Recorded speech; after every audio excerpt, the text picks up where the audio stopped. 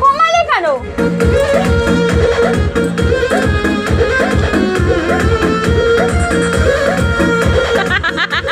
আমি ভাইকে পাঠাবো এগুলো। আমাদের পিকনিকের রান্না শেষ, এবার আমাদের খেতে বসেছে, বাচ্চারা সবে বসেছে।